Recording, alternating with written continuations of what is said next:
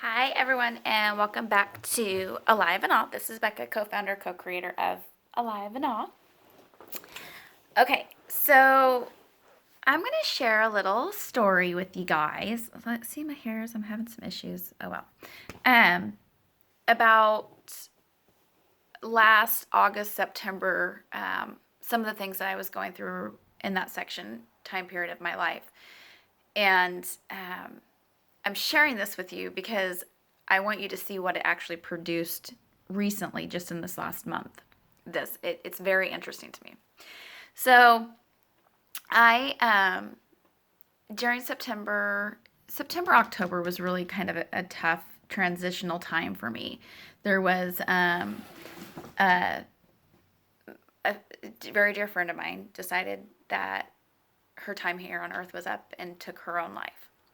At the same time, the man I had begun to see again had some things come up in his life that our timing was not going to work. There's I was getting ready to turn 40 in January. So here's September, October. My dear friend takes her life. I'm pissed at her because I'm like, dude, really? We're supposed to be doing this together and you get to cop out? That's how I feel. And that's still how I feel. And I'm still working through that. And still, it's a huge grieving process when you lose someone to suicide. That is a different, it's unfamiliar territory. And I pray none of us have to experience this type of loss. It is a disease, I believe, that is seeping through to many, many people and taking a hold of many people. And it's up to us who love those who we've lost to step into that gap and stop it. Remind those people how much we are loving them. Okay, that was my little soapbox. I'll stop now because that's another. We'll talk about that later once I process it a little bit more. Okay? So September, October, this hard transitioning time was happening for me. There was going into 40. I'm not married. This relationship that I thought was actually starting to make progress stopped completely. My friend had taken her life, and I was like, what the hell is going on? Why am I not married? Why am I not meeting men? Right? So my subconscious grabbed onto that in a very hard way without me really even being aware of what I was attracting. So here it is now. I would say probably right around my birthday. I started to notice that the men that were reaching out to me or maybe possibly interested were married men. And my moral compass is screaming about this because I'm trying to think to myself, what am I putting out there that is attracting married men? I firmly believe in laws of attraction. So I have to be putting something out into this great big planet universe, all this energy that's bringing me back married men. Like, what is this about? Why is this happening? So, for whatever reason, the big guy upstairs usually likes to really talk to me when I'm driving over the bridge between Oregon and Washington. And it's usually always that way, coming from Oregon to Washington. So if you ever just see me getting off the exit ramp and coming back across and making circles, it's probably because I'm processing something. Don't worry, it's cool. So I'm coming over the bridge and I'm I'm going through this, okay, what is up with these married men hitting on me, or you know these intersections that keep coming, and it's married men who are engaging in conversation, like, and stuff that's not healthy for a marriage, right? So I'm coming over the bridge and that sweet small voice says, what's your subconscious been saying? Okay, okay, why am I not married and why don't I have a man? Okay, well, if I'm putting that out to universe in energy, that could come across as married man.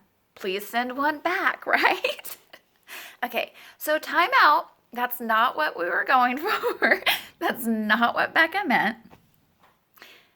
But it made me stop and realize how much stuff do we attract, that law of attraction, subconsciously, just from where we are walking at in our path. What we are holding on to at a level that we don't even know how much it's repeating and going over and over and over and over in our head. And then what it's bringing into us once it's released into all that great big energy thought process world out there, right? So this video is to have us stop and to really think about what is our subconscious putting out there unintentionally with intention.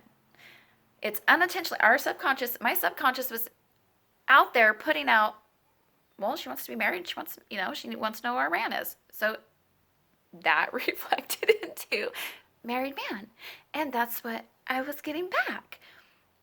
Okay, so if my subconscious can attract that unintentionally, and I'm not even really living back there knowing what's going on, holy shnikes.